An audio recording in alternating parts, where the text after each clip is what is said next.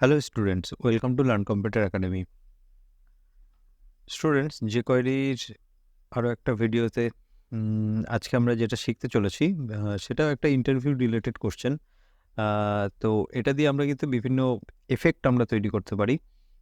তো যেমন sticky navigation আমরা তৈরি করতে পারি, বা ব্যাক টু টপ যে বাটন আমরা ইউজ করে থাকি, যে একটা পেজের নিচে যে একটা বাটন থাকে সেখানে ক্লিক করলে আমাদের পেজটা স্ক্রল করে উপরে চলে যায়, অথবা স্ক্রল করার সময় আমরা দেখে থাকি যে নেভিগেশন বা হেডারটা এখানে ফিক্সড হয়ে যায়, তাই না?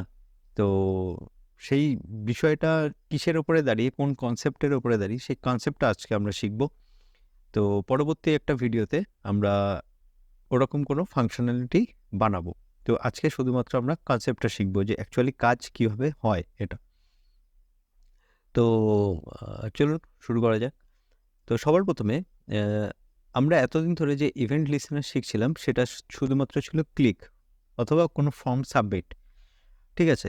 তো আজকে যে বিষয়টা শিখব সেটা হলো স্ক্রল, একটা স্ক্রল ইভেন্ট শিখব। তো জেনারেলি আমাদের কি করতে হয়, যে আমরা যে স্ক্রলটা করছি সেটা উইন্ডোর ওপরে হয়ে থাকে, উইন্ডো। ওকে, এক্ষেত্রে খেয়াল রাখতে হবে আমার কিন্তু এখানে কোটেশনের প্রয়োজন নেই। উইন্ডো ডট অন, তারপরে স্ক্রল। ওকে, দেন আমরা কি করছি, একটা ফাংশন ইউজ করছি এভাবে, একই পদ্ধতি। আচ্ছা, এবার আমরা কি করব, এই যে স্ক্রলটা আমরা যেটা করলাম, সেই স্ক্রল করলে কি এফেক্ট আসছে সেটা আমরা একটু চেক করে নিই।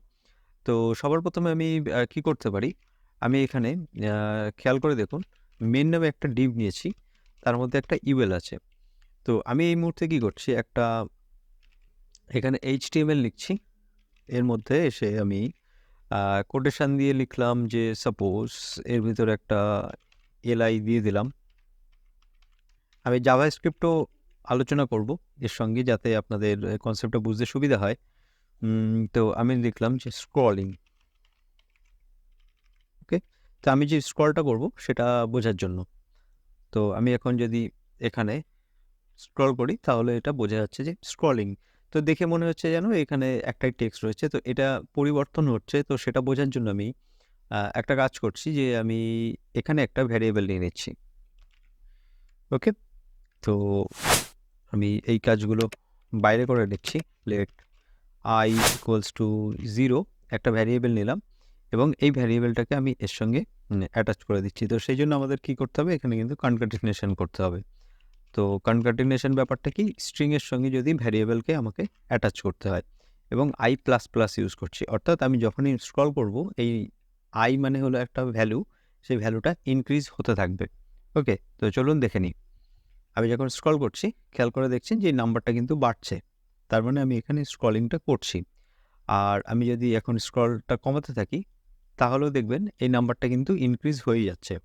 তো এটা স্ক্রলটাকে ট্র্যাক করছে, তার মানে এর থেকে বুঝতে পারছি যে আমরা কিন্তু পেজটা স্ক্রল করছি এবং এই স্ক্রল ইভেন্টটা কাজ করছে, ঠিক আছে? তো এখন আমার এটা উদ্দেশ্য নয়, আমি চাইছি যে আমি যখন স্ক্রল করব, এইভাবে নিচের দিকে আসব, তো তখন আমার এই পেজের কালার একটা হবে, সাপোজ পিঙ্ক কালার। আমি যখন স্ক্রল করে ওপর দিকে যাব, মানে স্ক্রলিং আমার যখন এটা কমবে, তো তখন সেটা পেজের কালার সাপোজ লাইট ব্লু হবে, এরকম কিছু একটা বানাতে চাইছি। তো সেটা কিভাবে করতে পারি? তো সবার প্রথমে আমি যেহেতু বডির ওপরে এফেক্টটা দিতে চাই, আর আমি স্ক্রলটা করছি নিচের দিকে না ওপরের দিকে, তো স্ক্রল কতটা করলাম সেটাও আমাকে বুঝতে হবে, তাই না? যে আমি যদি স্ক্রলটা নিচের দিকে আসি, এবার খেয়াল করে দেখবেন এখানে একটা গ্যাপ তৈরি হয়েছে। তার মানে আমি এই স্ক্রলটা উপর থেকে কতটা নিচে এসেছি, কতটা নিচে স্ক্রল করেছি, সেটাকে কিন্তু আমাকে ট্র্যাক করতে হবে। ওকে, তো সেই জন্য আমাদের কি করতে হবে, আমাদের কিন্তু একটা এই উইন্ডো যেটা আছে সেটাকে আবার ইউজ করতে হবে, আর ডট স্ক্রল টপ, এই যে মেথডটা আছে সেটা ইউজ করতে হবে। আর এটা যেহেতু উইন্ডোর উপরেই অ্যাপ্লাই হচ্ছে, তো আমরা এখানে কিন্তু দিস লিখতে পারি খুব সহজেই, এটা জানা আছে আপনাদের। এবং এটা আমি লিখলাম যে স্ক্রল টপ ভ্যালু, এটার মধ্যে সেভ করে দিলাম, ঠিক আছে? এবার আমি কি করতে পারি, একই রকমভাবে এখানে যে ভ্যালুটা আসছে সেই ভ্যালুটাকে একবার চেক করে নিই আমি খুব তাড়াতাড়ি। তো আগের ফাইলটাই আমি আবার নিয়ে আসছি, মানে আগের যে টেক্সটটা ছিল ULLI, তার ভিতরে আমি লিখে দিলাম HTML, আর এটা হবে UL, আর UL এর মধ্যে আমি নর্মালি এটাকে লিখে দিচ্ছি স্ক্রল টপ ভ্যালুটা, আর এক্ষেত্রে আমার এর প্রয়োজন নেই।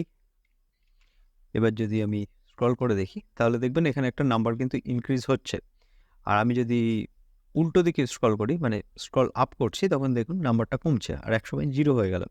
তো এখন কি হচ্ছে, আমি কিন্তু এটা দেখতে পাচ্ছি এই যে এই নাম্বারটা বাড়ছে, অর্থাৎ এই নাম্বারটা, এই যে গ্যাপটা তৈরি হয়েছে, এই গ্যাপটার ভ্যালু কিন্তু আমাকে দিচ্ছে।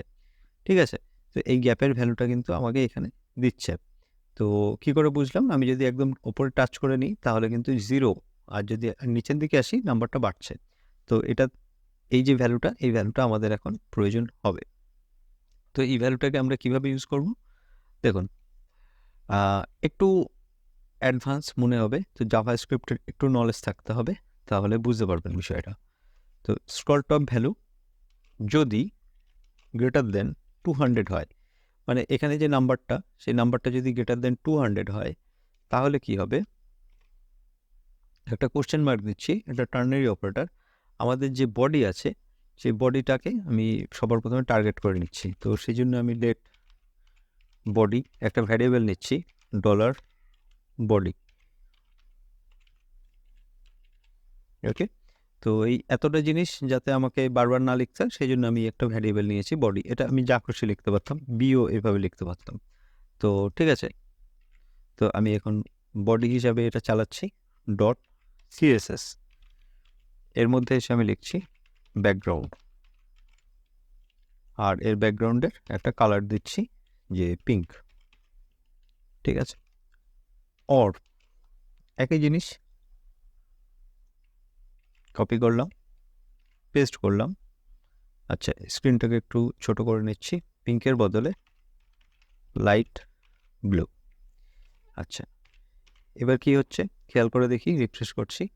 আমি যখন স্ক্রল করছি নিচের দিকে, একটা সার্টেন অ্যামাউন্টের পরে কিন্তু দেখবেন পিঙ্ক হয়ে গেছে, আর যদি আমি ওপর দিকে নিতে থাকি তাহলে আবার একটা সময় পরে ব্লু হয়ে গেছে। আচ্ছা, আমি আবারও একই কাজ করছি, মেন, তার মধ্যে যে UL আছে, তারপরে HTML, এর মধ্যে এসে আমি স্ক্রল টপ ভ্যালু এটাকে লিখে দিলাম। তো এখন খেয়াল করুন, এই নাম্বারটা যখনই 200 ক্রস করবে তখন এটা পিঙ্ক কালার হয়ে যাবে, আর যখন এটা 200-এর ভিতরে থাকবে তখন কিন্তু এটা আবার ব্লু হয়ে যাবে। খেয়াল করেছেন? তো আমি এখানে কিন্তু গ্রেটার দ্যান 200 দিয়েছি, তো আমি যদি এখানে গ্রেটার দ্যান ইকুয়ালস টু দিতাম তাহলে কিন্তু 200-এ এসে আমার এটা পিঙ্ক কালার হয়ে যেত। খেয়াল করেছেন? তো এটার মানে হলো ইফ মানে হলো যদি স্ক্রল টপ ভ্যালু, মানে এই যে নাম্বারটা, এই নাম্বারটা যদি গ্রেটার দ্যান 200 হয়, তাহলে কি হবে? তাহলে এই কাজটা হবে। ওকে, এটা হলো ইফের সেকশন। আমরা একটা কোশ্চেন করছি, গ্রেটার দ্যান 200 কি হয়েছে? ইয়েস, হয়েছে। তাহলে কি হবে? বডির যে ব্যাকগ্রাউন্ড সেটা পিঙ্ক হবে। আর যদি না হয়, অর্থাৎ 200-এর বেশি না হয়, তো 200-এর বেশি না হয় অর্থ কি? যদি 200-এর কম হয়, সেটাই তো বোঝায়, তাই না? তো 200-এর নিচে 199, 198, 0, হোয়াট এভার, তাহলে কি হবে? একটা ক্লোন সিম্বল দিয়ে আমরা একটা কি লিখেছি, বডি ক্লাস লাইট ব্লু। তো এটা হলো ইফের পরে এটা ট্রু পার্ট, এটা হলো ফলস পার্ট। ওকে, তো এই জিনিসটাকেই আমরা কিন্তু জেনারেলি এইভাবে লিখে থাকি,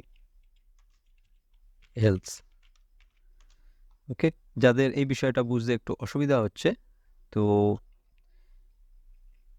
তারা এইভাবে এই জিনিসটা দেখতে পারেন। Ctrl+X, এখানে এটাকে দিয়ে দিলাম, আর এটাকে Ctrl+X, এটাকে এখানে প্লেস করে দিলাম, আর এই লাইনটার আমাদের প্রয়োজন নেই। তো আমরা যেটা আগে ইউজ করেছিলাম সেটাকে বলছে টার্নারি মেথড। এখন পিঙ্ক ব্লু, পিঙ্ক ব্লু, তো একই কাজ হচ্ছে। তো এই এতগুলো লাইন আমরা না লিখে আমরা কিন্তু এটাকে এক লাইনে লিখে ফেলতে পারি। তো এখান থেকে হয়তো কিছুটা আইডিয়া পেয়েছেন যে আমরা এখানে ফিক্সড নেভিগেশন কীভাবে বানাতে পারি।